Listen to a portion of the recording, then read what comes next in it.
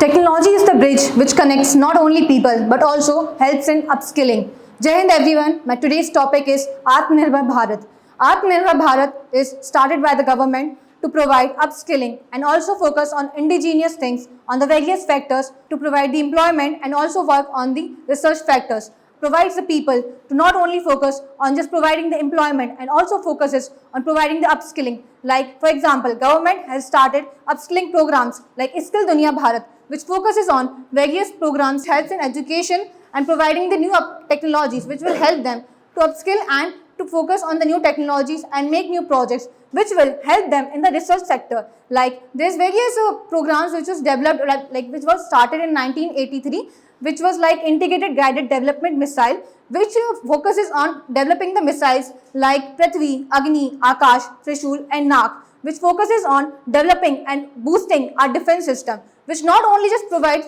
an factor for the research, which also helps in upskilling and providing a way for the people to do the good things for the nation and for also for themselves also. The Atmanirbhar Bharat not only just focuses on one particular people, it focuses on providing the unemployment, like for example providing the Manrega schemes and BVG Bharat missions, which provides the various employments like providing the employment of 125 days to the people, which also focuses that the people have the employment in the right manner. Like there is something things happens like the crops harvesting which happens in which the local farmers don't get the jobs which was provided by the government. So what government does is that government focuses on the one particular month which provides the employment to the people, which will ultimately help them in maintaining the daily needs. And Atmanirbhar Bharat also focuses on majorly providing the employment and